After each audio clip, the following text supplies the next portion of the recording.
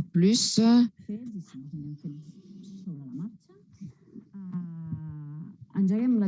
nous allons commencer la journée d'aujourd'hui. Donc, la partie finale. Pour présenter cette journée, nous avons Monsieur Serge Rabier, qui est président de la Chambre de métiers d'Occitanie, Pyrénées-Méditerranée, et Oscar Sierra, député de la députation de Barcelone. On commence avec Serge, Monsieur Serge, qui peut prendre la parole dès qu'il le souhaite. Est-ce que vous avez un problème technique? Sinon, vous pouvez prendre la parole ou on change l'ordre. Oscar, si vols. Oscar Sierra, si vous voulez, vous pouvez prendre la parole. Très bien, je suppose que ce sont des petits soucis du direct. Si on était là physiquement et on était en train de nous voir, donc ça serait bien plus simple. Et sûrement, on aurait préparé ce voyage avec beaucoup d'avance. En tout cas, bonjour. Je continue et je lui cède la parole dans un moment à l'autre orateur. Merci beaucoup, en tout cas, aux partenaires français, catalans, espagnols et particulièrement à notre président et aussi à toutes les personnes qui, avec un esprit entrepreneur, nous ont accompagnés au fil du temps. Et on a travaillé ensemble, côte à côte, même malgré la distance. Donc, nous avons organisé cette foire, une foire qui, malgré les complications, les difficultés, on a essayé de transmettre l'effort, la constance, la motivation, le courage. Et je voulais aussi parler d'une exposition qu'on a imaginée pour un avenir, si jamais un jour vous pouvez vous approcher à un endroit emblématique et qu'on puisse avoir quand même un échantillon de ces produits, de différents produits. Nous avons passé tellement de temps ensemble que voilà, depuis la députation de Barcelone, nous sommes très contents d'avoir ces projets avec cette vision globale, capable de rompre des frontières et de traverser vers notre pays voisin. Et évidemment, nous sommes cette fratrie et nous, de la Chambre de commerce, nous avons fixé 3 objectifs depuis le premier moment. Faire connaître les artisans, faire connaître aussi des expériences commerciales et aussi que les mairies connaissent le projet. Et entre tous et toutes, je crois que nous devons nous féliciter puisque ces objectifs ont été atteints. Or, entre tous et toutes, nous ne devons pas arrêter d'essayer de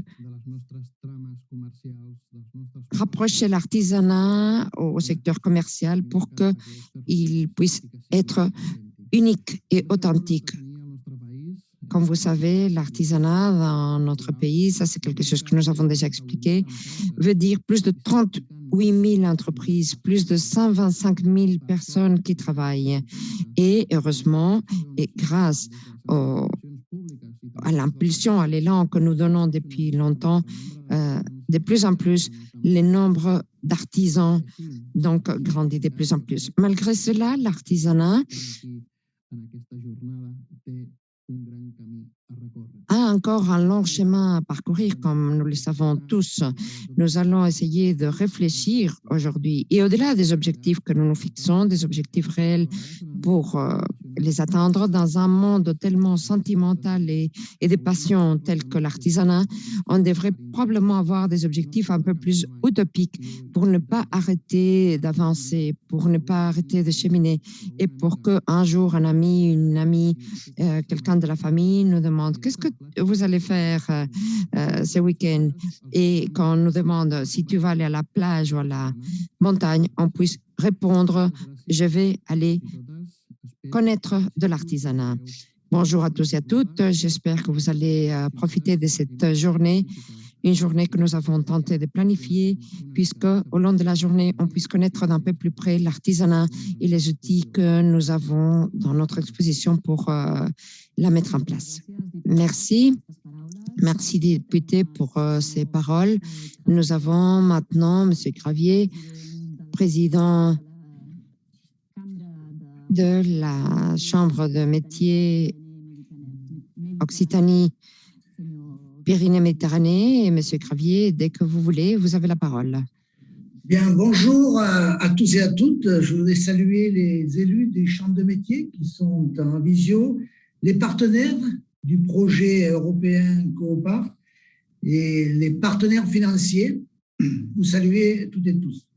J'ai le plaisir aujourd'hui d'introduire les travaux du séminaire de clôture de notre ambitieux projet européen Coopart.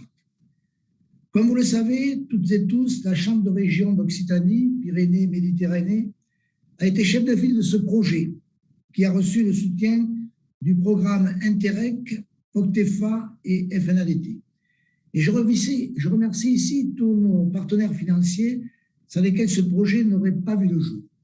Je voudrais rajouter qu'en Occitanie, nous avons depuis longtemps une culture des métiers d'art, puisque j'ai moi-même, il y a 25 ans, mis en place dans mon département, dans le Lot, la première route des métiers d'art. Et en 2010, j'ai mis en place la route de la Chambre régionale de Midi-Pyrénées, route régionale des métiers d'art. Et en 2019, la route régionale d'Occitanie. Et aujourd'hui, on va mettre en place une route régionale des métiers d'art, je dirais même, qui commence un petit peu en Europe, puisqu'elle est interfrontalière. Je voudrais essayer de vous dire que tout ceci est une logique dans l'intérêt que nous apportons au niveau de la Chambre de région et l'écoute que nous avons pour les métiers d'art, parce que nous sommes convaincus du travail, de l'intérêt de tous ces hommes et ces femmes qui disposent d'une culture et d'un patrimoine important qu'il faut toutes et tous se donner les moyens de pérenniser et d'aider à se développer. Et j'ajouterai sur le volet économique, touristique, l'importance des métiers d'art. Et croyez-moi que je me réjouis vraiment qu'on étende cette route avec nos amis catalans et nos amis espagnols. Et je pense que c'est peut-être une première, mais pourquoi pas imaginer un jour une route des métiers d'art beaucoup plus importante sur le plan européen. Donc, je me réjouis parce que grâce au travail accompli pendant des décennies par nos équipes, nous sommes arrivés aujourd'hui à cette reconnaissance. Je rappelle qu'en 2017, nous avons candidaté à l'appel à projet lancé par le programme Interreg et Octefa. Notre ambition commune était de proposer une stratégie partagée qui favorise l'innovation et le développement durable des métiers d'art. Nous souhaitons en effet promouvoir ces professionnels, comme je le disais, des métiers d'art de part et d'autre de la frontière franco-catalane et ainsi valoriser nos territoires et les savoir-faire de l'artisanat d'art.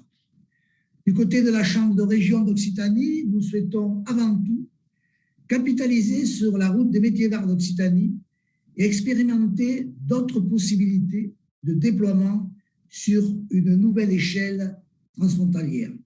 Vous l'aurez compris, ce projet Coopart a la particularité, lui aussi, de lier l'artisanat d'art, le tourisme, développement territorial et économique et culture. Au cours des 3 dernières années du projet, nous avons ainsi pu sensibiliser, et c'est important, plus de 650 entreprises et en accompagner de centaines qui ont bénéficié de conseils et d'un accompagnement professionnel pour leur développement économique, leur développement commercial et créatif.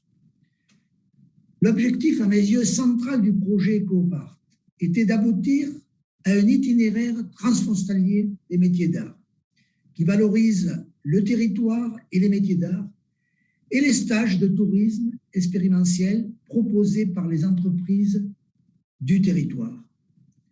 Aujourd'hui, et pour moi c'est un véritable plaisir, de vous annoncer le lancement de la route transfrontalière des métiers d'art d'Occitanie et de Catalogne. Pour moi, c'est une immense joie. Tout ça, c'est le travail accompli depuis des décennies. Vous trouverez d'ailleurs le détail de cette route sur le site www.routecoopart.com.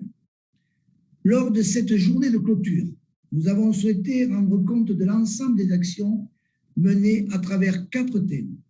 Nous aborderons ainsi des sujets comme l'innovation, le patrimoine, les liens entre l'artisanat d'art et le développement local, ou encore l'artisanat d'art comme un vecteur de l'attractivité touristique. Enfin, je souhaite rappeler ici l'importance de travailler à l'échelle européenne et transfrontalière pour mener à bien des projets ambitieux comme celui-ci. À mes yeux, est l'illustration d'une volonté de travailler ensemble pour développer des actions concrètes de soutien pour nos entreprises des métiers d'art et agir pour leur développement en créant des liens durables avec le tourisme. Je suis sûr que ce projet Eco-Part est le début d'une collaboration pérenne entre nous. J'en suis intimement convaincu. Et je vous souhaite une très agréable journée. Et je remercie tous les intervenants qui ont accepté de témoigner aujourd'hui. Et je voudrais, si vous me le permettez, féliciter particulièrement Céline Despont qui s'est impliquée avec beaucoup d'investissement, de compétences et de sérénité pour voir ce projet aboutir avec toute l'équipe de la Chambre de région. Félicitations à vous toutes et à vous tous et bon travail et merci.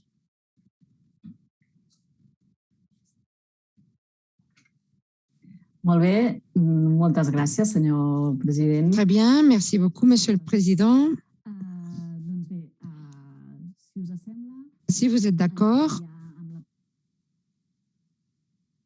la première table de ce matin, c'est la table à propos de la numérisation de l'artisanat, comme vous voyez sur le titre, vers une dématérialisation du geste. La digitalisation de l'artisanat est un des axes fondamentaux du projet Eco-Part. Et pour en parler aujourd'hui ici, nous avons avec nous 3 personnes. D'une part, nous avons Bruno Monpère, qui fera une présentation générale du sujet, des perspectives, tendances, etc. Bruno Monpère est directeur territorial de la Chambre de métiers et artisanat de la région Occitanie, Méditerranée, Pyrénées. Ensuite, Gérard Roux interviendra. Il a participé dans tous les projets. Il fait partie de la Chambre de métiers et artisans de l'Ariège, qui depuis peu a été intégrée comme les chambres départementales en tant que chambre de la région d'Occitanie. Et ça, je l'explique en particulier pour nos participants de la Catalogne et du reste de l'Espagne. Et nous avons parmi nous aussi Daniel Savater, qui fait partie d'une entité partenaire du projet Eco-Part. Lui, il est responsable de l'aire de promotion de développement local de la mairie de la Bisbal d'Empordà. Et il va nous présenter aussi ce qui a été fait dans les cadres du projet dans les différents territoires.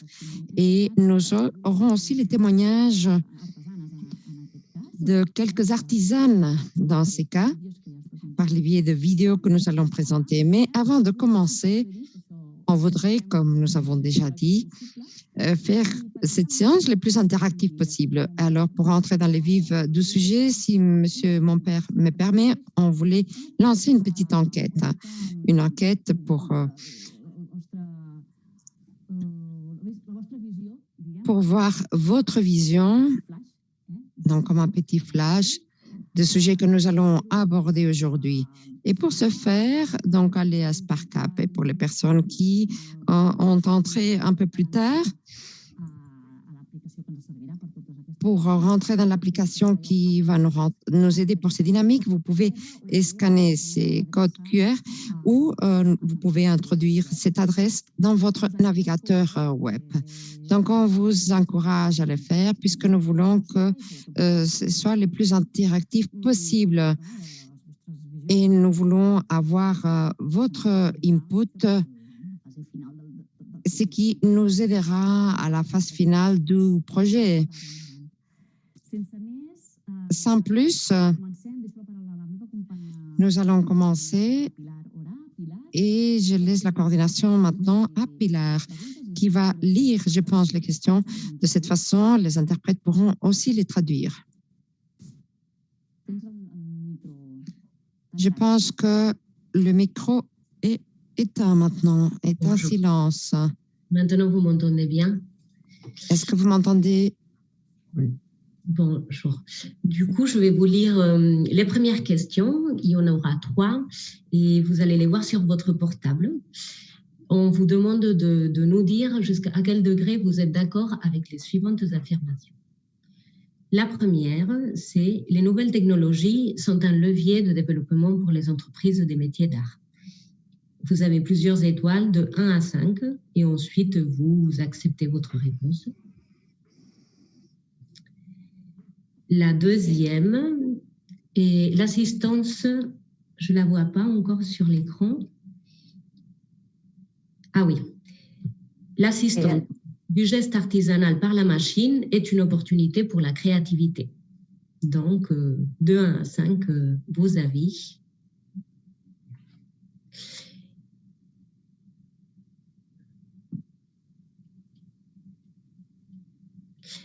Et la troisième question. Espera potser un moment, Pilar, que veig que hi ha gent contestant.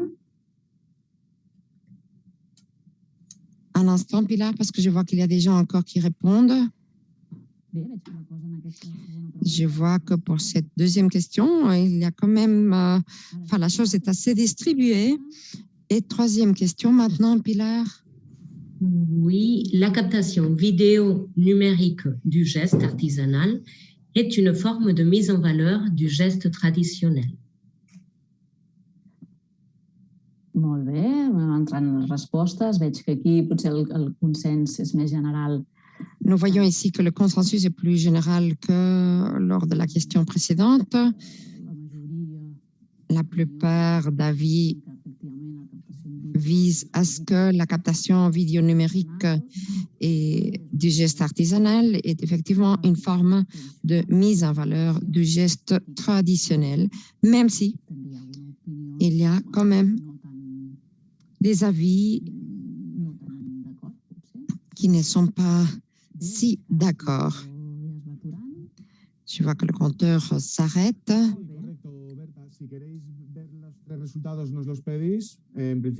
Oui, Bertha, si vous voulez voir les 3 résultats, vous nous le demandez. Je pense que tout le monde est déjà connecté sur SparkUp. Donc voilà, on reste à votre disposition. Nous allons donc recueillir ces résultats. Jonathan, je ne sais pas si ça sera utile pour Monsieur mon père, mais enfin, voilà. Je voulais vous dire encore quelque chose de plus d'un point de vue technique. Vous allez voir que dans SparkUp, que vous allez avoir les murs des questions. Les murs pour les questions-réponses. Là, vous pourrez introduire vos questions au fur et à mesure que les orateurs interviennent. Et il y aura aussi l'option de marquer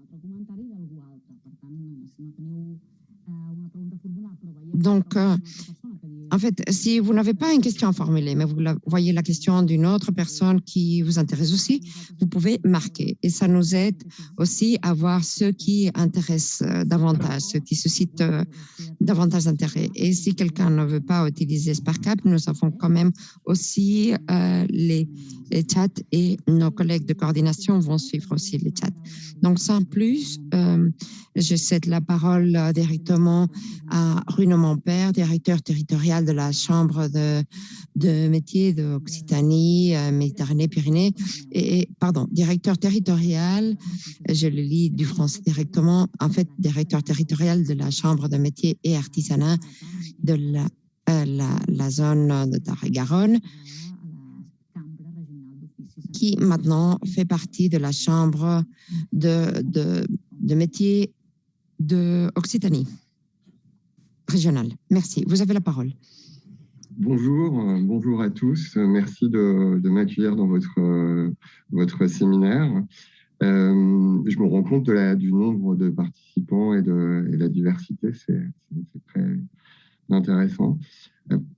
Bon, je vais essayer justement de vous intéresser au sujet qui nous tient à cœur dans le Tarn-et-Garonne depuis longtemps. Nous travaillons sur le croisement entre l'artisanat et le numérique depuis 10 ans, et notamment à travers d'un projet qui s'appelle le répertoire numérique du geste artisanal.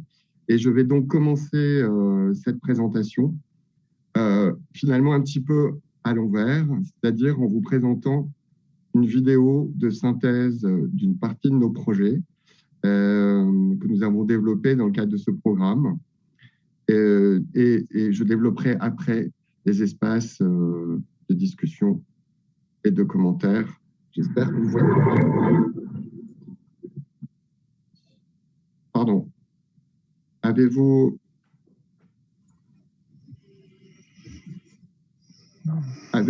Voilà. On peut vous aider. Ah, c'est bon. C'est bon. On voit votre présentation. Parfait, très bien. Merci. Maintenant, vous allez me dire si vous avez le son aussi. Vous avez bien activé le son lors de la partage. Faites pause une seconde, Monsieur Bruno.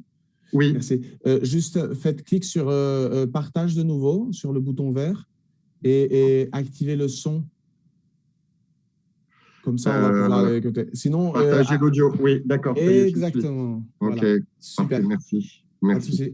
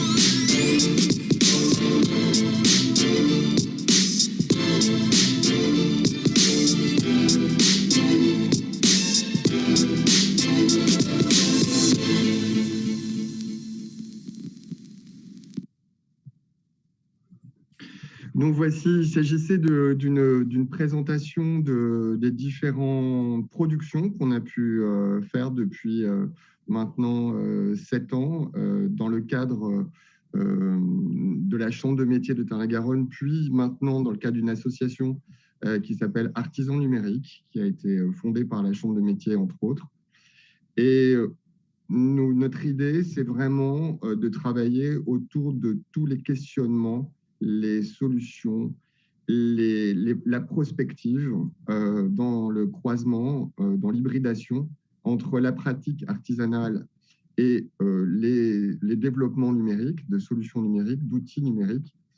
Il ne s'agit pas, je dis ça tout de suite en introduction, la question n'est pas de mettre l'artisanat au service du numérique, mais exactement l'inverse, de choisir, déterminer quelles peuvent être les pistes de développement de l'artisanat par le numérique.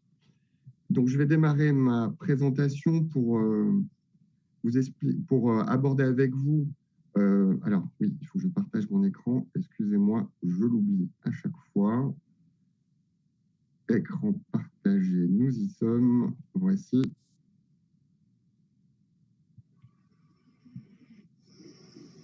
C'est bon, Bruno, on voit bien votre présentation. Vous voyez ma présentation? Oui, OK. C'est correct, merci. D'accord. Alors, je suis allé juste un peu vite sur mon truc. Tac, voilà. Excusez-moi. Je reviens sur la diapositive précédente. Je suis allé un peu vite. Voici. Donc, l'idée, comment est venue l'idée de ce répertoire numérique? Oui. Bruno, excusez-moi que je vous interrompe une seconde. Est-ce que vous pouvez mettre dans les paramètres d'affichage, parce que là, on voit le mode présentateur, mais ce n'est pas grave, parce que sur les paramètres d'affichage, juste en haut, si vous allez là, voilà, la deuxième option, dupliquer le diaporama, comme ça, on va voir en écran complète votre présentation. Alors, malheureusement, écoutez, ce n'est pas grave, je vais revenir sur le diaporama plus classique, parce que je ne comprends pas. Ah, il ne vous laisse pas afficher. Okay. Oui, absolument. Donc, ce que je vais faire, c'est que je vais revenir au mode classique. Oui. Voilà. Voilà, merci. Voilà, merci de rien. Merci à vous. Donc, voilà. Donc, la question, donc, notre projet, donc, le programme même que nous développons depuis plusieurs années, donc, c'est le répertoire numérique du geste artisanal, mais le questionnement dont Pilar et Céline m'ont fait part dans le cadre du COPART, enfin de ce séminaire aujourd'hui, c'était sur la numérisation et du geste, mais globalement, la question est posée autour de l'ensemble de l'artisanat d'art.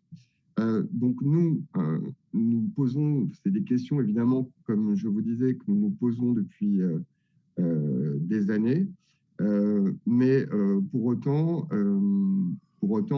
nous sommes encore en train d'avancer, nous sommes encore en train de tester, d'expérimenter et de mettre en question, en fait, cette tension intéressante qui peut être productive si elle est bien maîtrisée, si elle est faite avec sens, comment le numérique répond notamment en ces temps de confinement, de distanciation sociale, toutes les applications, comment on peut utiliser le numérique pour finalement se rapprocher de la matérialité, de la corporéité en fait du geste artisanal et de l'artisanat tout entier. Alors, je fais un petit retour dans l'histoire au XVIIIe siècle avec l'apparition de l'encyclopédie. Pourquoi on convoque l'encyclopédie dans une présentation comme celle-là? Bien parce que, en fait, finalement, un projet comme le répertoire du geste, c'est modestement une redondance de l'histoire qui avait déjà commencé donc au XVIIIe siècle, au milieu du XVIIIe siècle, avec Diderot et d'Alembert, lorsque, avec la maturité de l'invention de l'imprimerie, ces deux savants, ces deux penseurs, enfin le grand philosophe Diderot, a souhaité embrasser en fait les savoirs et les techniques de son temps en lançant cette encyclopédie qui est une bulle de savoir et d'indexation des pratiques, des métiers de son époque. Donc, ce désir d'embrasser, de connaître la globalité le mieux possible et de se rapprocher avec une technique d'archivage qui était l'imprimerie et d'indexation, donc n'est pas nouvelle.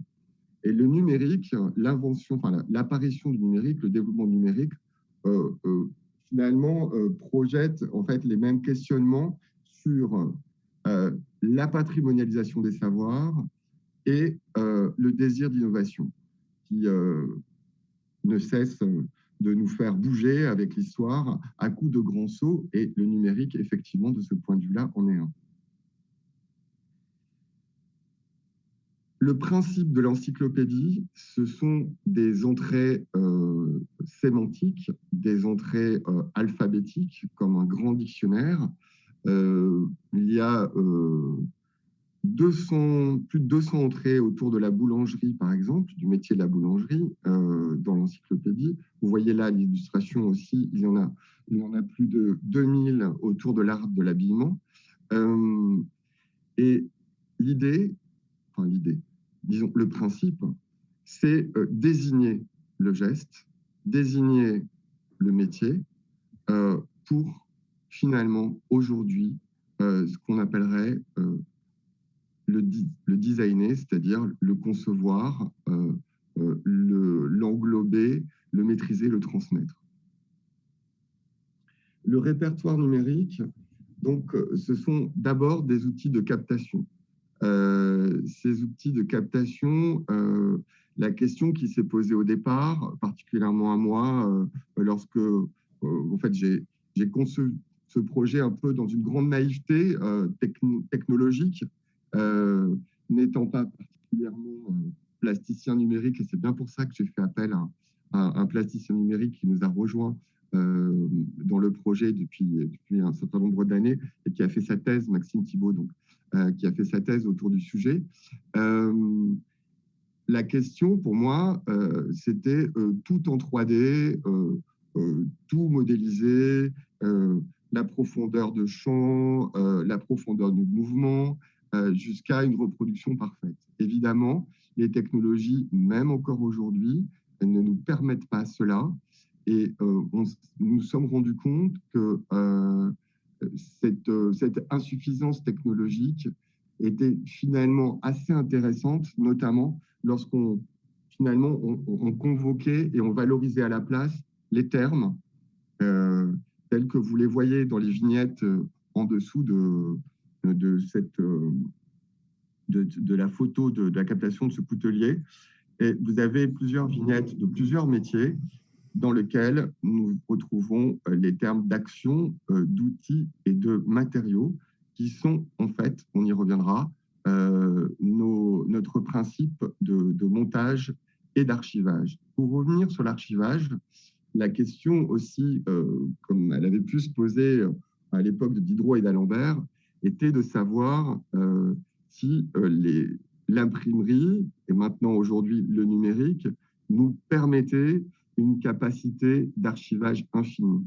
Nous sommes désormais dans un monde où effectivement tout est stocké, archivé numériquement dans des entrepôts aux quatre coins de la planète. Nous savons que nous devons être de ce point de vue-là au moins éthiques pour ne pas et économe au sens noble du terme, pour ne pas consommer non seulement de la bande passante, mais surtout en fait de l'énergie pour stocker indéfiniment. Donc, on dira que comme toute entreprise de ce domaine-là, nous nous sommes posé la question d'un archivage pertinent le plus possible et peut-être pas totalement dispendieux en pensant numériser l'ensemble de l'activité des métiers, que ce soit les métiers d'art ou de l'artisanat dans leur entier. Nous ne sommes pas pour une googlisation du geste et pour une googlisation du savoir.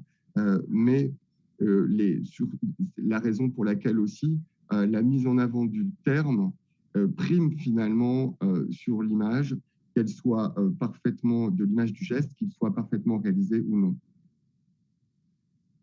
Donc, pour en venir à cette conclusion, effectivement, pour cette diapositive, que effectivement, finalement, de notre époque, de l'instagramisation en fait, de notre époque, on pourrait être tenté par la seule production d'images, qu'elles soient en 2D, en 3D et bientôt en 4D, de cet excès d'images, finalement, revient la pertinence et la convocation du langage, contrairement à ce que notre cinéaste Godard avait prédit avec son film La fin du langage.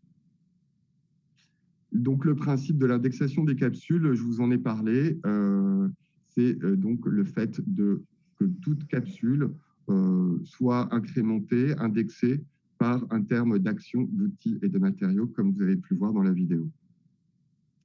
Et effectivement, pourquoi je mets ce petit hashtag pour terminer cette diapo, c'est justement cette petite référence à l'instagramisation du monde et au fait que cet outil d'indexation des images par les termes nous permet aussi de rebondir sur des réseaux, sur des modes d'apprentissage et des modes de communication de l'époque.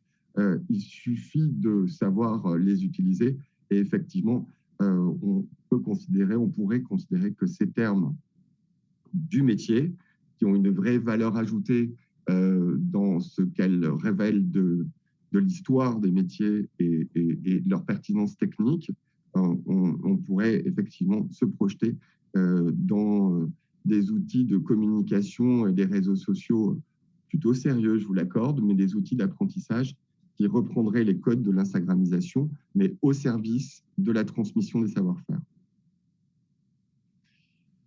La question qui m'a souvent été posée au cours du développement de ce projet, c'était comment sélectionnez-vous les gestes, comment sélectionnez-vous les artisans et les situations? Avez-vous l'ambition finalement d'archiver le geste parfait? L'histoire des compagnons là-dessus prouve que la canonisation du geste est à la fois une poursuite, mais une poursuite absolument impossible, soumise à des tas d'aléas, à des tas d'évolutions techniques, historiques et des savoir-faire, et surtout à une poursuite sans fin. L'idée n'est absolument pas de déclarer que chacune des capsules contenues dans un tel répertoire serait celle du geste parfait d'un métier. Elle est au contraire, de manière beaucoup plus humble, mais non moins intéressante de notre point de vue, l'occasion, le numérique est l'occasion de pouvoir archiver, additionner le même geste reproduit par des artisans différents, mais dans les imperfections de ces réalisations ou tout simplement les différences de réalisation. C'est précisément dans ces interstices comparatifs que l'apprenant ou le professionnel ou simplement le grand public peut déceler en fait des façons, des solutions techniques différentes, mais du coup qui témoignent d'un localisme, d'un apprentissage, de l'usage d'un outil différencié et donc de la richesse en fait, de la diversité de l'artisanat d'art. Et voilà, alors nous avons essayé de nous rapprocher au maximum de la matérialité et du corps de l'artisan. Donc, la façon dont nous réalisons les capsules, c'est surtout le contraire de la mise en scène. C'est-à-dire l'idée, quand Maxime et les autres intervenants qui l'accompagnent vont sur un chantier ou dans un atelier artisanal, il s'agit surtout de ne pas polluer la scène, de ne pas gêner l'action, d'en être à son service et de absolument pas demander à l'artisan d'être dans une sorte de scénario ou préparé, ou d'engendrer un process métier, un geste qui n'aurait pas été prévu juste pour le côté spectaculaire. Nous sommes dans une approche la plus technique et la plus discrète possible, totalement au service en fait de l'action de l'artisan.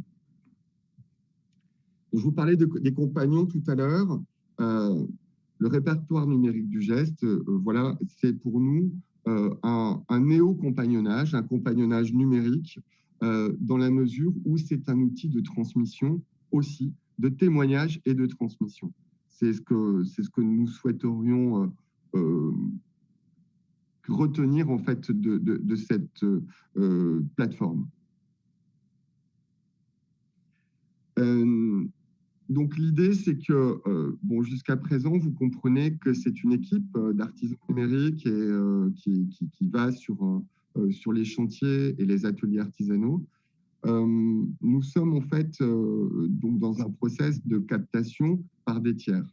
L'idée, ce serait qu'en fait, le répertoire du geste puisse être enrichi, agrémenté tout au long de son existence par des processus d'auto-captation par les artisans, que nous aurions amené à enregistrer des séquences avec des outils très légers, et peu importe l'imperfection d'ailleurs visuelle de la chose, parce que ce que vous avez vu, c'est plutôt des belles images, enfin de mon point de vue, j'espère qu'il est partagé, mais l'idée, c'est pas, comme il ne s'agit pas d'un geste parfait, de rechercher le geste parfait, il ne s'agit pas non plus de chercher la belle image. Tout ça, enfin, disons que ce n'est pas la recherche première. La recherche première, c'est d'être au plus près de la matière et du corps de l'artisan en action, et que le champ du geste, pour sa captation, soit le plus juste possible. Donc, on pourrait envisager que les artisans nous contribuent au répertoire du geste comme une plateforme, donc une encyclopédie numérique sur laquelle à la fois on dépose son savoir-faire, on peut aussi l'enregistrer de manière, choisir de le faire de manière sécurisée, c'est-à-dire ne plus, pas forcément le rendre visible. En tous les cas, il nous semble que tout cela présente beaucoup d'intérêt. Je vois que j'ai un petit message me disant que voilà, il faut que j'avance. Attendez, pourquoi j'avance? Sí, és que tenim diversos ponents després. Gràcies. Il faudrait... Voilà, maintenant ça avance. Voilà. Bon, donc j'avance, j'accélère vraiment. La grammatisation du geste, c'était toujours autour des termes. Comment le geste est une grammaire. De quel artisanat il s'agit? L'artisanat d'art, évidemment, qui est un portail, une entrée en fait, sur des outils culturels. C'est une entrée noble et que vous travaillez effectivement bien. Mais aussi donc avec derrière la visibilité d'un quotidien, ce que j'ai appelé, bon, c'est un jeu de mots phonique en français, hein, mais l'artisanat dur, pour répondre à l'artisanat d'art qui était un vecteur de communication très fort, et tout l'artisanat derrière du quotidien, et qui ne présente pas moins d'intérêt en termes de savoir-faire et de médium et de valeur. Voilà. Et donc, le tout pour associer cela dans une grande chorégraphie de l'ensemble de l'artisanat. Voilà. Et dernier point, pour répondre donc à la question de la numérisation de l'artisanat, nous, dans notre recherche, nous l'opposons à ce qu'on appellerait la robotisation industrieuse. C'est-à-dire qu'il ne s'agit pas de produire des outils comme ça pour finalement comment dire, fabriquer des robots ou des exosquelettes qui remplaceraient la pureté de l'action corporelle, vous l'avez compris. Bon, voilà. Donc après, c'était juste pour finir la présentation en fait des termes qui est contenue sur rnga.fr, sur le répertoire du geste. et comme le terme comme outil premier de modélisation du geste, et les applications pédagogiques que nous avons, et sur la propriété intellectuelle, les droits internationaux, le dispositif international des Creative Commons qui a été développé par les Fab Labs et sur lequel nous avons assis notre répertoire de gestes. Voilà. Je m'arrête là parce que là, effectivement, ça commençait à être un peu...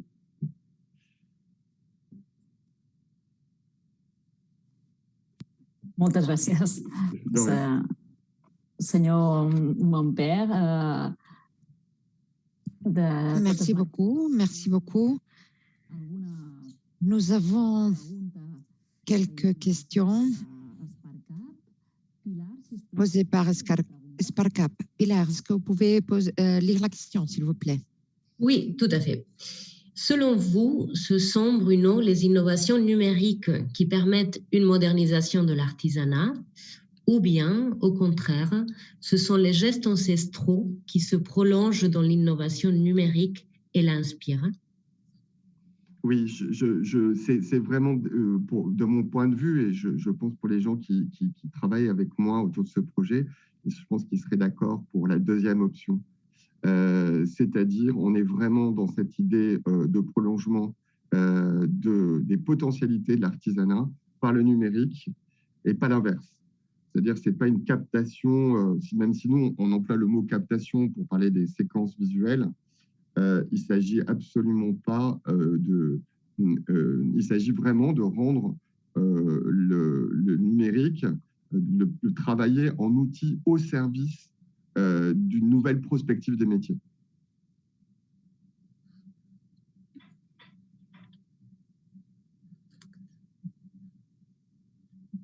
Pilar? Oui. Pardon. Oui. Eh ben, merci beaucoup. Du coup, c'est la question qui était sur l'application. Et merci bien pour votre réponse. On voit que c'est quelque chose aussi sur laquelle vous avez travaillé avec votre équipe. Et par ailleurs, les commentaires qui viennent sur le chat vous disent que la vidéo que vous avez montrée est très bien et qu'elle présente très bien le projet. Super. Nous vous remercions donc, Bruno, pour votre présentation. De rien, avec plaisir. Hola, Berta.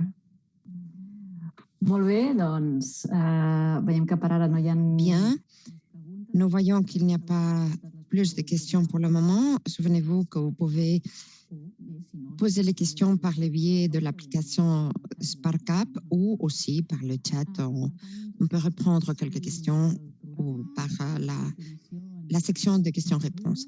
Sans plus, nous cédons la parole maintenant à Gérard Roux, directeur économique de la Chambre de métiers et artisanat de l'Ariège, depuis peu intégré comme les autres à la Chambre de métiers et artisanat de la région Occitanie. Gérard, vous avez la parole. Oui, bonjour à tous. Je suis très heureux donc de participer à ce séminaire de conclusion d'une aventure qui a duré 3 ans et demi à peu près.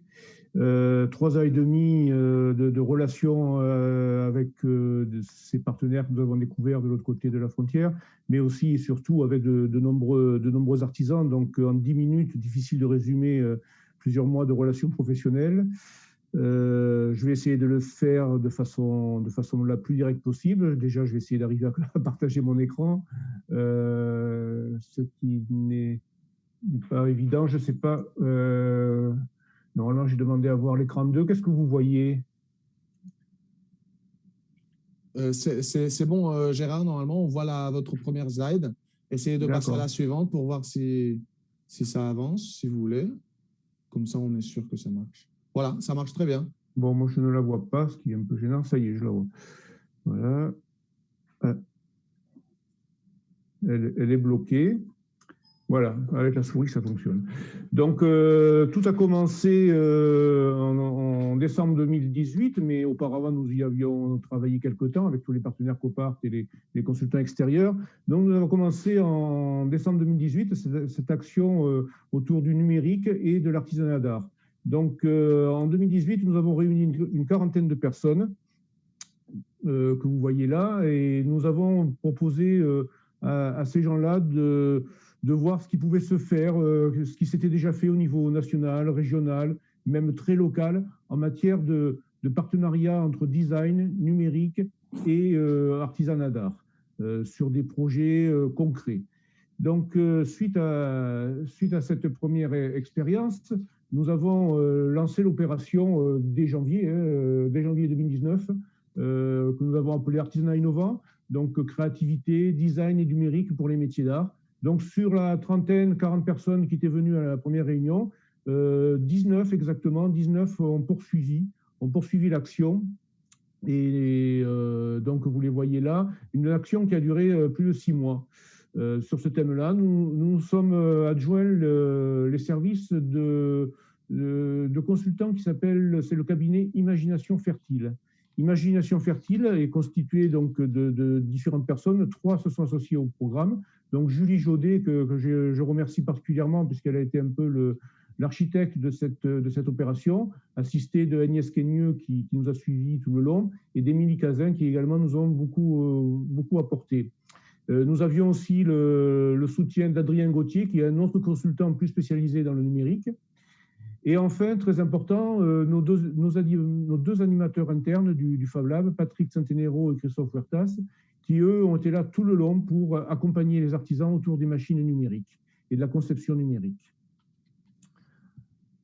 Voilà, donc, durant toute l'opération, on va le voir, il y avait un travail qui se faisait avec le cabinet Imagination Fertile, mais aussi au Fab Lab. Et donc, nous avions du matériel dans ce Fab Lab que nous avions déjà avant l'opération, des imprimantes 3D, des imprimantes Grand Deleuze, des plotteurs de découpe, des fraiseuses numériques. Mais grâce à Copart, nous avons pu financer une machine qui est devenue un peu le pilier de notre Fab Lab, une machine de découpe laser et de gravure laser qui a bénéficié des financements Copart. Donc, ces 19 professionnels qui sont restés là pendant quelques semaines, quelques mois, ils avaient comme objectif de répondre à quelques questions. Tout d'abord, travailler sur leur image. Quelle image donner à leur entreprise? Quelle image donner à leurs produits? Est-ce qu'on peut arriver à avoir une identité visuelle cohérente? Tout ça avec un univers de marque et surtout une politique de prix cohérente. Bien sûr, placer le produit, ensuite, quel circuit de vente utiliser, quel client cibler et comment aménager les points de vente en s'aidant du design et des outils numériques. Évidemment, tout ça se croisait avec cette interrogation autour de la clientèle touristique, puisque c'était un des axes du programme Copart. Donc, jamais nous n'avons perdu de vue cet objectif de s'intégrer dans un territoire et un territoire qui reçoit des touristes. Et donc, l'idée, ça a été d'accélérer, de concrétiser les projets et les idées des artisans. Donc, nous avons utilisé plusieurs méthodes, toujours en petits groupes, avec des animations, des supports d'animation proposés par le cabinet IF, donc des accélérateurs de projets, des échanges, des allers-retours entre le Fab Lab et la réflexion théorique, tout ça en petits groupes, de manière très interactive, dans la bonne humeur également, aussi bien en salle qu'en Fab Lab. Donc là, vous voyez, pendant chaque séance, donc l'essentiel des séances se sont faites à Foix. Une séance a eu lieu à la Bisbal sur l'étude de marché et une séance a eu lieu à Toulouse dans les locaux d'Imagination Fertile sur le travail autour des prix et du placement du produit. Donc, ce qui est très intéressant, mais c'était un peu le déroulement du projet, c'est que tous les artisans d'art, donc je vous ai extrait 2 ou 3 exemples, tous les artisans d'art ont eu un petit peu le même cheminement. Ils sont arrivés tous avec une première motivation, c'était les outils de communication. Ils se sont tous dit, tiens, voilà un programme qui va m'aider à communiquer, voilà un outil, le Fab Lab, qui va m'aider à produire mes outils de communication. Donc, on voit par exemple là Martine Lacroix, qui est une bijoutière, qui a d'abord travaillé donc, sur son graphisme, sur ses polices de caractère, son logo, etc., qui ensuite a testé son logo sur des outils de communication pour son stand, des outils de communication pour porter les bijoux, et donc, comme on le disait tout à l'heure, elle a conçu et elle a réalisé. Mais très vite, grâce à l'aide des femmes managers et grâce à l'aide des consultants, les artisans se rendent compte qu'ils pouvaient qui pouvaient accélérer leur processus de réalisation et même de création et concevoir autrement leurs produits. Donc, ils ne fabriquaient pas leurs produits pendant l'action ou au Fab Lab, mais ils fabriquaient des éléments du produit. Par exemple, on voit Martine qui est en train de fabriquer à la découpeuse laser des petits éléments qui sont en bois ou en plexiglas ou en d'autres matières, qu'elle va ensuite graver et qu'elle va décorer, non plus au Fab Lab, mais à son atelier. Ces petits éléments vont ensuite être introduits dans ces compositions de bijoux. Donc, à un moment donné, l'outil numérique permet d'accélérer, de multiplier les possibilités de création. Là, on a un autre exemple. L'entreprise Bébé Bouchou, qui a d'abord commencé à travailler sur son logo. Donc, on voit la conception du logo qui devait évoquer, bien sûr, le monde de l'enfance, des bébés. Et donc, Frédéric Jamrose a commencé à retravailler avec les conseils du consultant sur son image, qu'elle devait, même sur son nom, je crois, qu'elle a retravaillé à ce moment-là, Bébé Bouchou. Et ensuite, elle a testé donc, son logo sur divers supports, là encore, des grandes bâches pour les stands, les points de vente, des autocollants et des petites étiquettes en bois pour vendre avec ses produits. Mais là aussi, très vite, elle a été plus loin et elle a continué à travailler pour faire des gabarits, des patrons qui lui servent pour sa production ensuite. Un autre exemple, donc Jean-François Pézès, qui est un céramiste des Pyrénées-Orientales. Jean-François, donc, premier réflexe, lui aussi, travaillait sur de la communication visuelle, donc le décor de son véhicule, l'utilisation de son logo. Mais très vite, il a été un peu plus loin et il s'est dit que le numérique pouvait l'aider à travailler plus précisément et plus rapidement dans sa création d'objets décoratifs en céramique et donc de fabriquer des pochoirs qui l'aident après à faire ces décors émaillés. Petit exemple aussi un peu atypique, Sandrine Suérez, qui est une artiste bien connue en Occitanie, qui, en tant qu'artiste, a besoin de signer ses œuvres et elle les signe en marquant de ses initiales chacune de ses pièces. Elle a retravaillé donc ses initiales sous forme de logo, mais aussi elle a travaillé ses initiales sous forme de tampons pour lui permettre de marquer la terre crue et de signer ses œuvres. Voilà. Donc ça, c'était l'ensemble des artisans que nous avons accompagnés en collectif. Bon, pour différentes raisons, certains artisans n'ont pas pu s'inclure dans la démarche collective parce qu'ils se sont inscrits trop tard, parce qu'il n'y avait plus de place, parce que nous avons quand même eu 19 participants. 19 participants, c'est énorme à animer, il a fallu doubler l'équipe d'animation.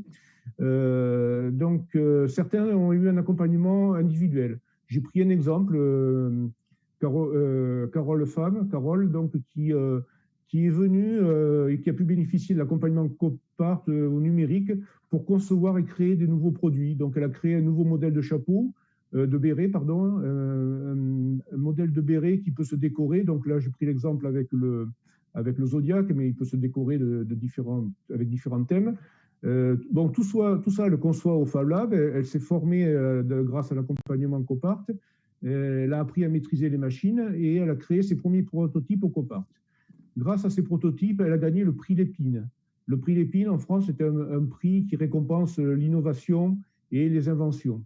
Donc, c'est quand même un prix national qui est assez connu du grand public et qui lui apporte beaucoup commercialement. Et grâce toujours à ces prototypes et aux premières séries qu'elle a fabriquées donc au Fab Lab, elle va pouvoir participer au salon Made in France. Le salon Made in France, c'est un salon parisien d'ampleur nationale qui fait la promotion des produits français. Donc tout ça a trouvé son origine au Fab Lab grâce à l'accompagnement par les femmes managers et les accompagnants Copart. Voilà, et donc depuis, elle développe plusieurs actions et elle continue à fréquenter le Fab Lab pour ces actions-là, notamment des actions avec une boutique destinée aux touristes à Foix, en Ariège. Une autre participante à l'opération que vous allez revoir précédemment, donc elle a participé, c'est Sylvie Potier, vous allez la revoir tout à l'heure, elle a participé, elle, à l'action collective, mais elle continue, elle vient encore au Fab Lab à titre individuel pour continuer à travailler sur ces productions, entre autres. J'ai juste pris un exemple, elle vous en parlera peut-être plus longuement tout à l'heure. Elle vient par exemple pour fabriquer des empreintes. Elle dessine et elle conçoit des empreintes qu'elle travaille après sur du bois médium, du bois reconstitué, pour pouvoir s'en servir pour marquer la terre crue et qu'elle utilise après pour l'inclure dans ses mosaïques. Toujours dans le suivi après individuel grâce à Copart, Laurence Subiuto, qui représente l'entreprise Pouchy, est une dame qui travaille le verre au chalumeau, qui fait des bijoux, entre autres.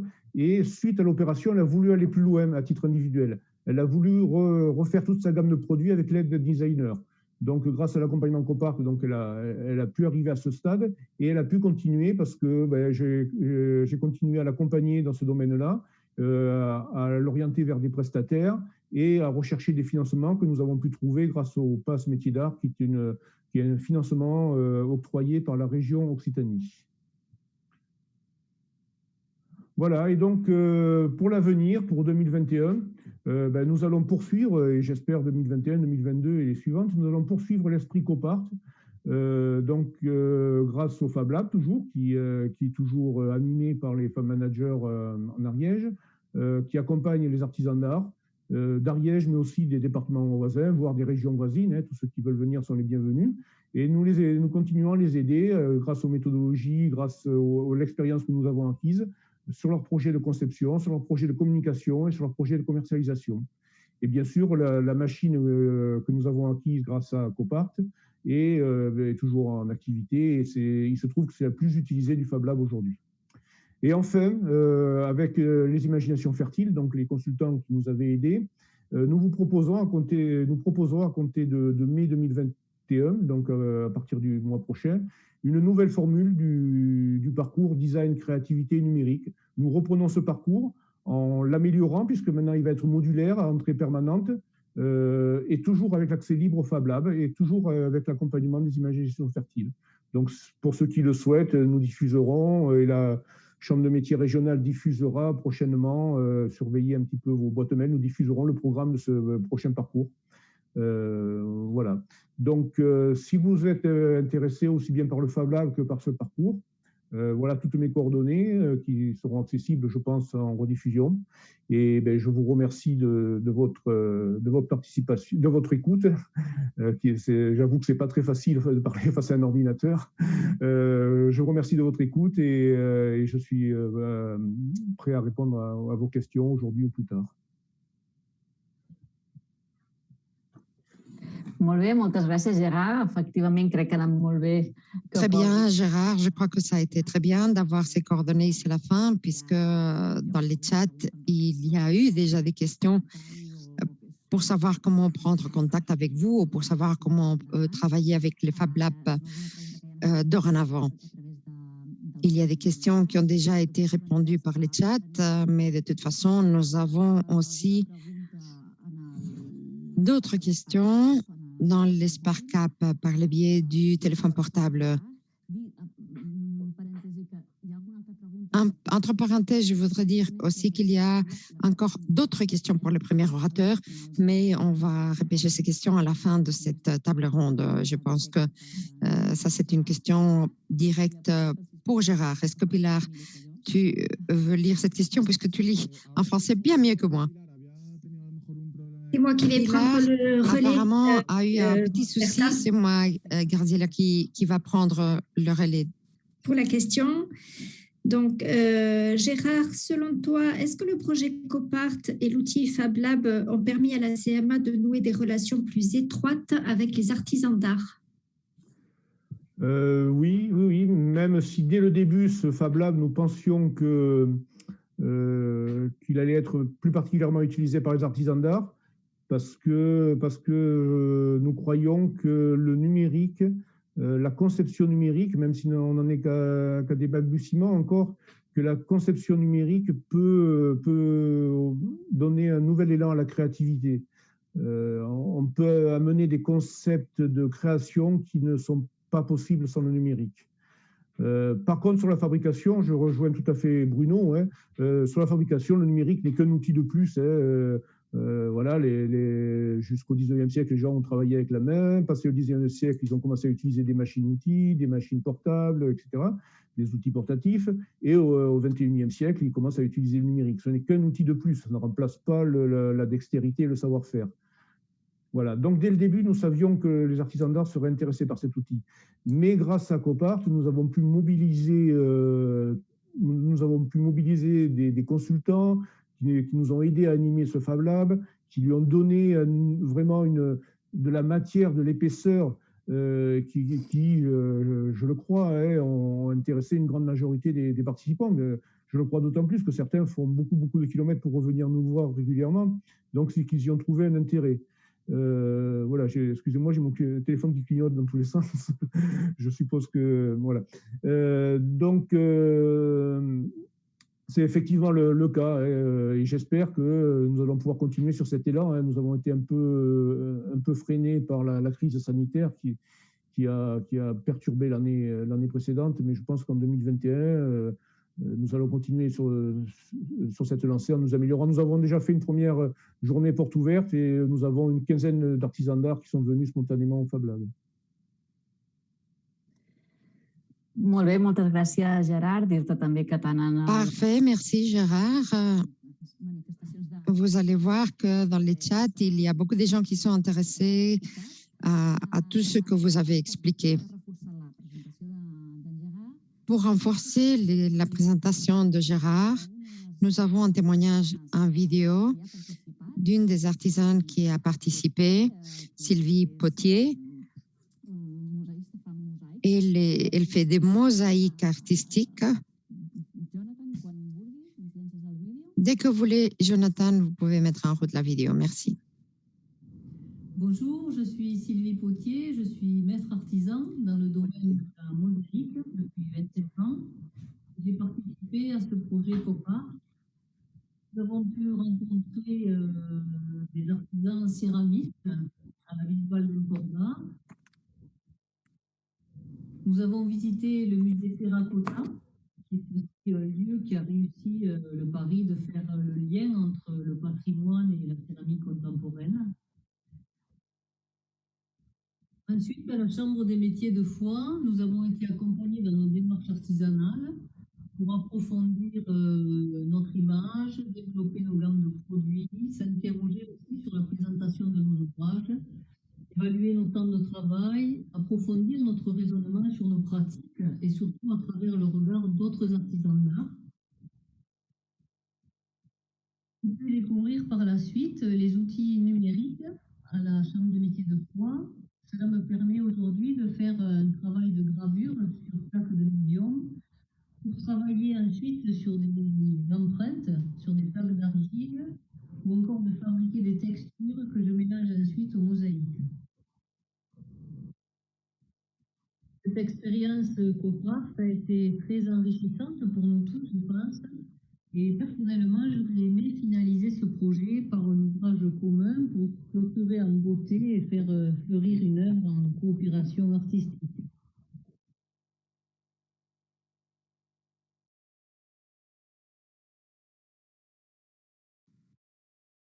Molt bé, gràcies Sylvie per aquest testimoni. Parfait, merci beaucoup Sylvie. Merci pour ce témoignage vidéo. Nous allons maintenant passer la parole à notre côté catalan du projet avec l'intervention de Monsieur Daniel Sabaté, qui est responsable de la promotion de développement local à l'Empourdan, qui va nous parler concrètement du projet Copart dans la ville de la Bisbal de l'Empourdan et aussi tout ceci encadré dans le projet Copart.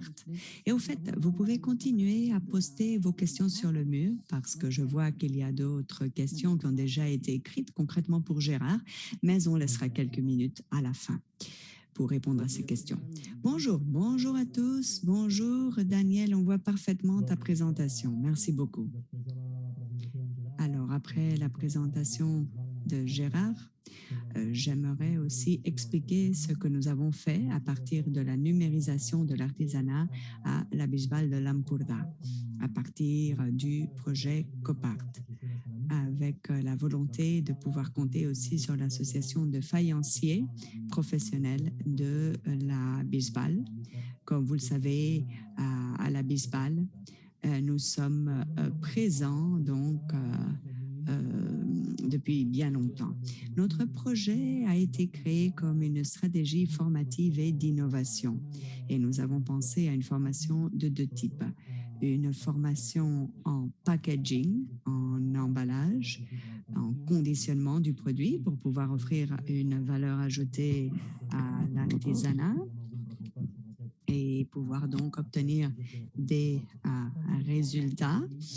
Et aujourd'hui, j'aimerais surtout me centrer sur la deuxième formation, la formation que nous avons faite par rapport à la fabrication additive, c'est-à-dire l'impression de la céramique 3D. C'est à ça que je fais référence lorsque je parle de fabrication additive à partir d'imprimantes numériques. Et comment donc celle-ci est une technologie émergente à laquelle le secteur s'adaptera petit à petit. Nous avons donc d'abord cherché nos environnements les plus immédiats et nous avons donc vu l'Université de Gijón, concrètement le groupe de recherche en ingénierie des processus. Il s'agit d'un groupe de l'Université de Gijón. C'est un groupe qui a essayé donc de collaborer avec nous pour voir un petit peu comment nous pourrions donc appliquer toutes les innovations du secteur à la céramique. Nous avons donc d'abord organisé tout cela autour de l'Université de Gijón. Nous avons également visité l'entreprise Proto Penedès, qui est une entreprise spécialisée en projets en 3D qui se trouve près de Barcelone. Nous avons là fait une visite avec un groupe d'artisans. Vous pouvez voir la photo ici sur la diapo. Et nous avons petit à petit donc incorporé cette entreprise dans la formation et aussi dans la biennale. C'est une étiquette que nous avons, un label que nous avons développé l'année dernière. Nous avons donc organisé cette formation céramique 3D que peut offrir la fabrication additive au secteur artisanal et céramique. Nous avons eu 24 inscrits. C'était des artisans céramistes, des professionnels qui travaillent professionnellement avec la céramique, des entrepreneurs aussi, c'est-à-dire des personnes qui souhaitent ouvrir une société dans le secteur de la céramique. Et aussi, nous avions également le département de l'emploi avec des étudiants du cycle formatif en céramique pour qu'il puisse y avoir un relais dans le secteur de la céramique. Les formations se sont étalées sur 3 jours. Nous avons compté avec l'Université de Gijón et pour essayer de voir le processus de fabrication aussi. Tout ceci nous permettait aussi de nous rattacher à une des actions principales du projet COPART, Terracotta Biennale. Terracotta Biennale, c'est un événement, c'était une sorte de salon d'exposition qui a aussi un côté culturel et artistique. Et nous voulions donc, avec cet événement, Terracotta Biennale, devenir également un point de rencontre donc de toutes les œuvres autour de la terre cuite. Grâce à cela, donc, avec Terracotta Biennale, cet événement, nous pouvions donc travailler donc dans le secteur de la céramique. C'était aussi une introduction au monde de la céramique 3D et Terracotta Biennale nous permettait aussi de travailler sur le côté monographique de la céramique 3D. En parallèle, comme vous le savez, À cause de la pandémie, le salon n'a pas pu avoir lieu. La seule chose qui, en fait, s'est tenue, c'est précisément ce côté-là, formation, conférences, table ronde dans certaines municipalités. Voilà ici certains de nos intervenants dans le cadre de la Biennale Terracotta. Et c'est un peu donc les sujets que vous voyez là sur l'écran. Concrètement, le sujet principal est la numérisation de l'artisanat et ainsi que la répercussion expérimentale de la recherche. Cette numérisation dont nous parlaient d'autres intervenants. Quelle est l'évolution historique? Quelles sont les opportunités que cette technologie peut offrir? La deuxième intervention que j'aimerais vous commenter, les possibilités de la céramique 3D comme pièce détachée ou comme création à partir d'une série de patrons de gabarit pour créer des pièces. Le conférencier était un expert en récupération d'art et tout ceci donc avec l'utilisation, l'emploi de technologies. Il y a aussi eu une conférence par rapport à la question suivante. Est-ce que l'impression 3D pourra remplacer les gabarits en plâtre ou les moules en plâtre? Et là, c'est une étudiante de 3e cycle qui a collaboré, qui a contribué à la réponse à cette question en nous prêtant aussi ses propres expériences. Elle nous a donc présenté ses résultats dans le contexte de cette biennale Terracotta. Et si vous souhaitez en savoir davantage, vous pouvez trouver sur YouTube toutes les vidéos. Et finalement, il y a eu un autre travail qui a supposé beaucoup d'efforts, beaucoup de travail, mais qui a aussi été très intéressant et qui s'est centré sur la combinaison entre le 3D et l'architecture. Et ce concept aussi de cheminée 3D. J'aimerais bien pouvoir vous montrer une vidéo, mais je n'ai pas trop de temps. C'est une vidéo où participe l'Institut d'architecture de l'Université de Barcelone qui nous présente 2 hypothèses. Est-ce que la sculpture en céramique peut avoir son propre four de cuisson?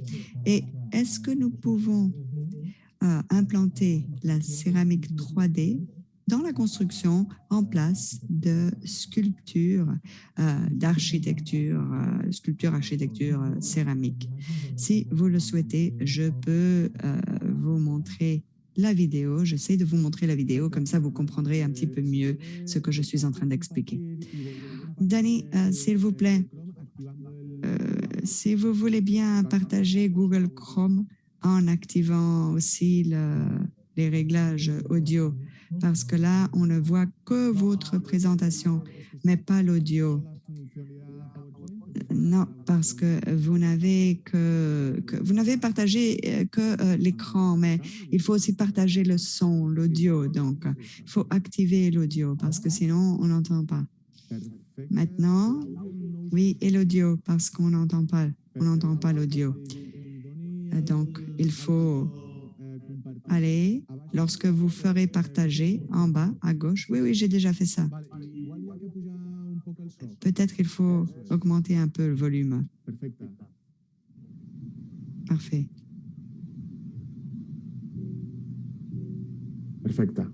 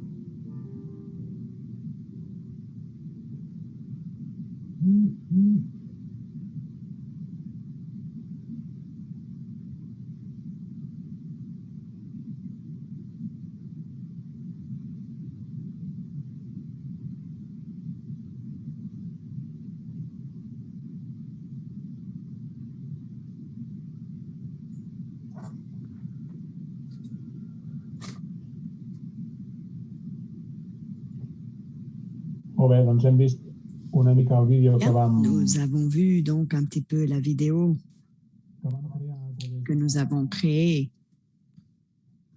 à partir de l'institution IAC. C'était la création d'une structure en forme de cheminée. C'est un projet que nous avons fait dans le cadre de la biennale. Et c'est une vidéo qui est toute fraîche, toute nouvelle. Et c'est pour ça que nous voulions la présenter aujourd'hui. Il y avait aussi toute une série de démonstrations dans le cadre de la Biennale Terracotta à partir de machines 3D. Vous pouvez voir ici les photos de certaines machines 3D. Il y a eu 3 experts qui sont venus nous présenter leurs machines. Potter 3D, WASP 3D, la première est américaine, la deuxième est italienne. Il s'agit de machines haut de gamme dans l'application du 3D directement sur la céramique. Et il y a eu aussi une conférence et une démonstration sur le design paramétrique, ainsi qu'une autre présentation de Carles Morant, qui de façon autodidactique a construit sa propre imprimante en 3D. Et toute une série aussi de tables rondes par rapport aux différentes options du secteur. Et c'est à partir de là que nous avons pu également tirer quelques conclusions par rapport aux différents scénarios, les opportunités commerciales pour les artisans. Il est clair que la fabrication additive a comme objectif le fait que l'artisan puisse faire des pièces, des œuvres finales avec la mise en œuvre de la fabrication additive. Un artisan peut aussi tisser des synergies avec le monde de l'architecture, de l'art, même de l'environnement. Nous, à la Biennale, nous avons eu plusieurs experts du monde de l'architecture qui nous ont présenté les opportunités qu'il y a et qui nous ont présenté aussi leur expérience et qui se sont mis au service aussi de l'expertise et du savoir-faire des artisans. Nous avons également vu, et c'est quelque chose que disait Gérard aussi, comment profiter pour créer les modèles et les outils qui nous intéressent, comme par exemple les tampons pour graver des pièces grâce à la fabrication additive polymérique. Dans ce cas-là, ce serait peut-être plus avec le plastique, mais pour fabriquer nos propres outils, ou par exemple devenir des prestataires de services donc à d'autres artisans. Nous avons donc travaillé sur ces 4 scénarios possibles, ces 4 opportunités commerciales. Donc, il y a toute une série d'actions présentes et futures qui collectivement nous permettent de réduire les lacunes par rapport à ces technologies. C'est pour ça que nous avons fait cette formation introductrice. Nous avons aussi créé un certain débat autour de la création d'une plateforme pour réunir quels sont les besoins du secteur, ainsi que la formation pour les jeunes artisans, pour que ces jeunes deviennent des experts. Il faut aussi que de façon collective, nous misions sur la formation spécialisée et c'est là où il faut maintenir et renforcer le contact avec les experts, avec les utilisateurs. Par exemple, dans le cadre de Terracotta Biennale, en 2022, nous reprendrons certains des sujets par rapport donc à ces machines 3D. Nous voulons donc redonner un élan à tout cela, ainsi que l'acquisition et l'utilisation de machines, par exemple, promouvoir le Fab Lab, la recherche de projets, d'études, essayer donc de profiter au maximum du Fab Lab. Et pourquoi pas, nous pensons que ce n'est pas une idée écervelée. Pourquoi ne pas créer une machine beaucoup plus customisée au service des besoins des céramistes et des artisans? Et il faudrait qu'il y ait aussi une introduction de la fabrication additive dans les ateliers, établir des collaborations avec les industriels, avec les entrepreneurs, essayer donc de valoriser, de mettre en valeur donc ces machines. Et pour terminer, dans le projet Copart, nous voulons surtout encourager cette approche par rapport à la population.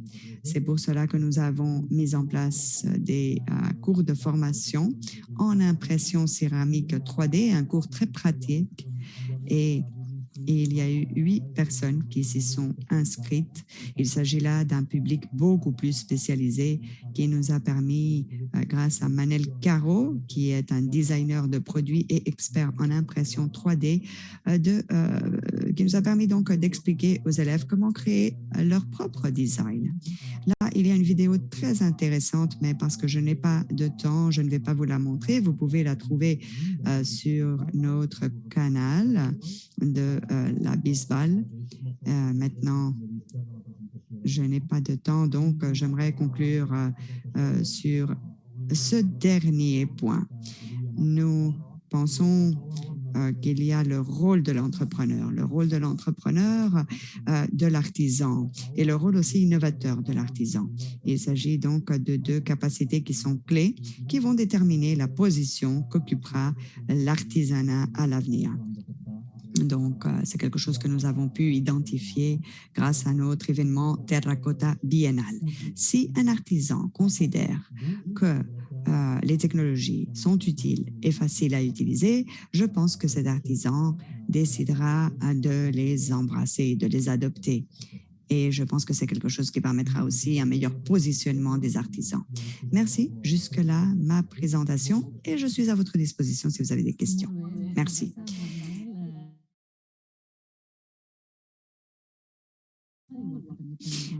Je pense qu'il y a aussi des questions, mais passons d'abord à la vidéo de Marcelino.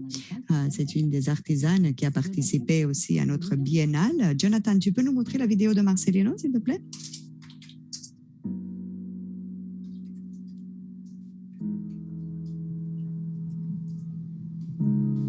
Hola, soy Mar Marcelino, cofundadora de Estudio. Je suis Mar Marcelino, cofondatrice de notre studio. Je suis spécialisée dans le secteur céramique, recherche et développement, et cela me permet d'être en contact avec beaucoup d'artisans, d'ateliers, de producteurs de matières premières, fabricants et tout ce qui est en lien avec le secteur.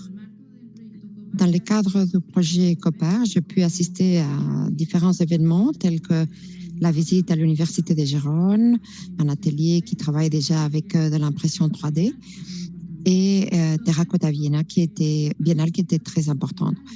De cette façon, notre studio est en train de créer une pièce imprimée en 3D et avec des pâtes développées localement. Ces pâtes, à présent, on continue à les travailler afin d'améliorer l'adhérence à la couche d'impression ou que les angles puissent être beaucoup plus larges. Et on est en train de créer aussi des synergies et des collaborations nouvelles.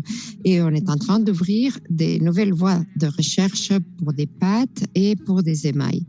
Sans doute, il s'agit là d'un changement de paradigme. Et il est bien vrai que la céramique a toujours eu le problème qu'elle était donc à cheval ou après d'autres industries.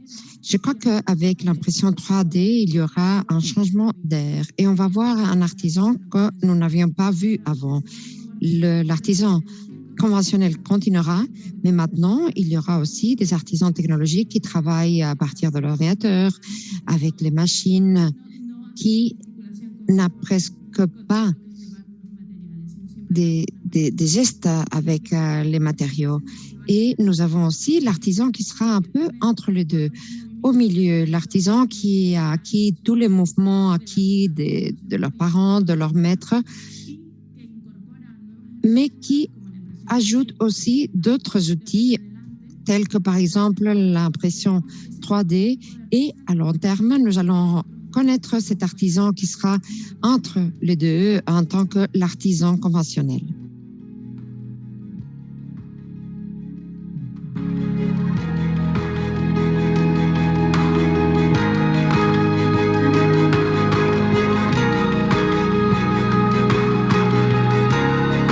Merci à toutes les personnes impliquées dans ces projets.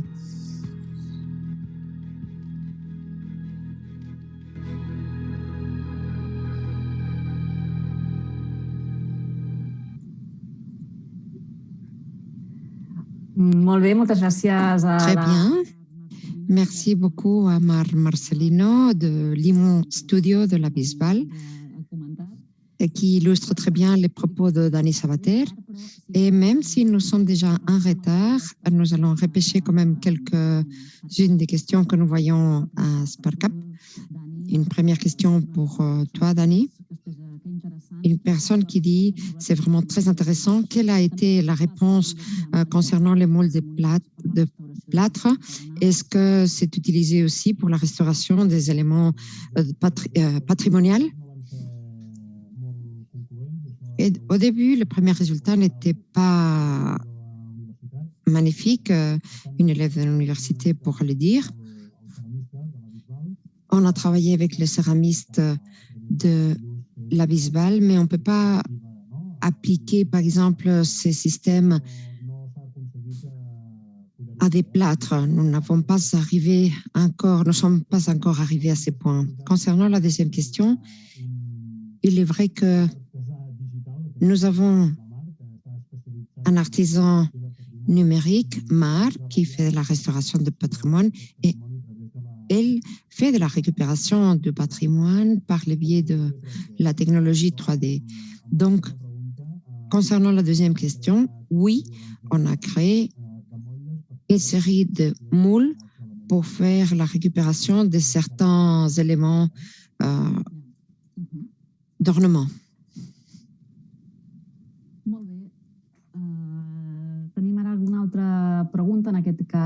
Très bien, nous avons encore d'autres questions des participants français. Et donc, je cède la parole à Pilar ou Graziella, si vous voulez bien, s'il vous plaît, lire les questions qui sont posées en français. Merci. Bonjour. Du coup, je reviens avec une question pour Bruno, mon père. Audrey demandait tout à l'heure sur le chat si l'archivage numérique existe aussi dans d'autres pays. Alors, l'archivage numérique, oui, bien sûr, existe, mais pour l'artisanat, je pense que non. Pardon, oui, vous m'entendez? Oui. Oui. Donc, pour l'archivage numérique, on a trouvé dans des programmes européens des démarches encyclopédiques autour de pratiques, notamment autour de la danse, de la chorégraphie, mais on n'a pas trouvé d'équivalent dans l'artisanat. Pour le moment. Mais les initiatives, de toute façon, c'est un projet qui pourrait tout à fait être amené à s'internationaliser dans son fonctionnement et son dispositif. Comme je vous le disais, on est on est vraiment s'inscrit dans le mouvement des makers, puisqu'on travaille nous aussi beaucoup avec le Fab Lab de Kélus, avec qui on a développé aussi des formations autour du design numérique pour l'artisanat et notamment la dernière, je juste la signale autour des objets connectés, des potentialités de l'objet connecté dans l'artisanat. Donc, en fait, oui, il y a des initiatives évidemment dans d'autres pays, mais je pense que la France, de ce point de vue-là, quand même, avec son institution des chambres de métiers notamment, a donné un statut tout à fait particulier à l'artisanat qui permet ce genre de démarche, puisque c'est un secteur qui est identifié, accompagné sur l'ensemble du territoire pour 250 métiers. Et c'est peut-être ça qui fait peut-être aussi la spécificité de l'approche artisanale en France.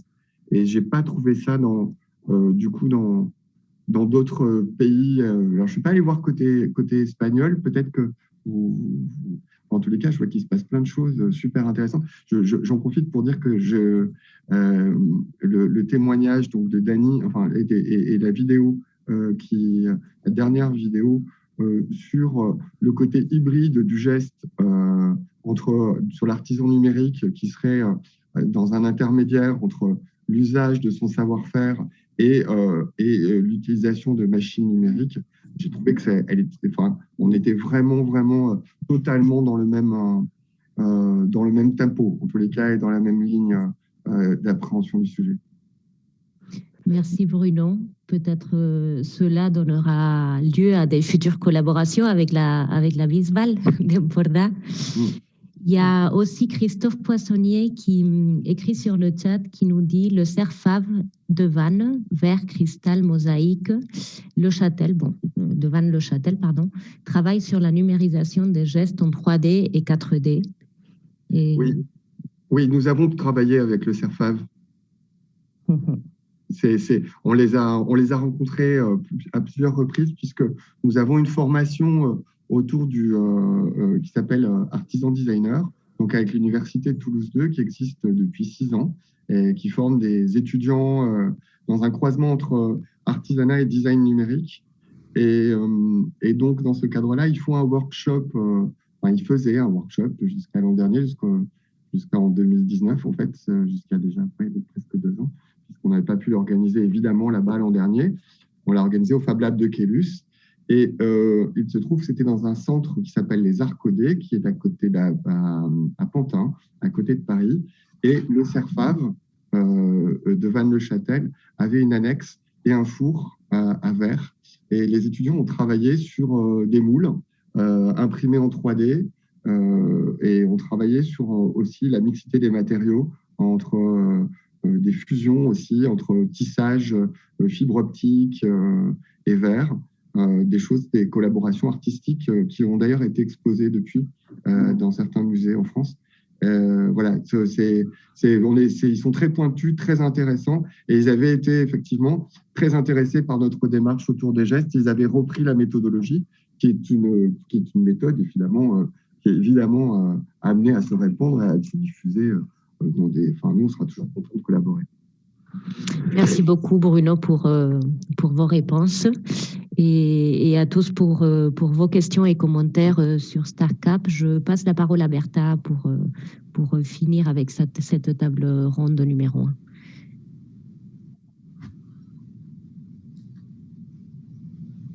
Sí, moltes gràcies, Pilar. Merci beaucoup, Pilar.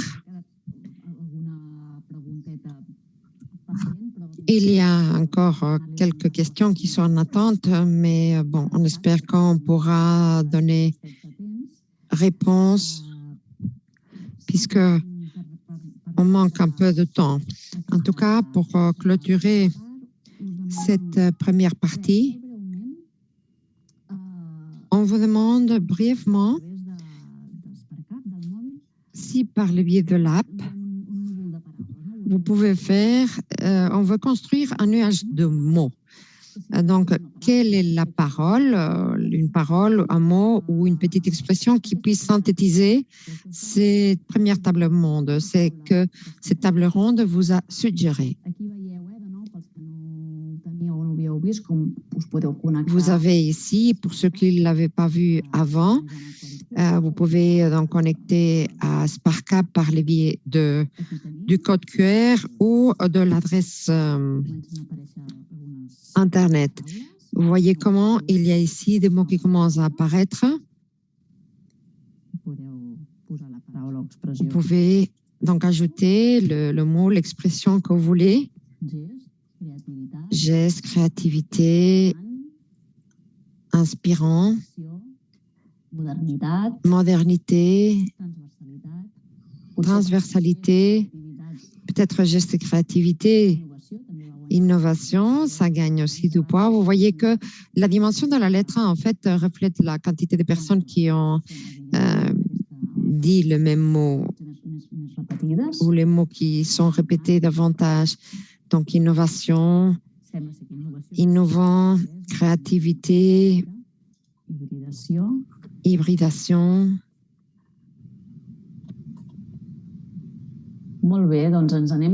Très bien. Donc, nous gardons ces nuages de mots, de paroles qui font référence à cette table ronde par rapport à la numérisation de l'artisanat.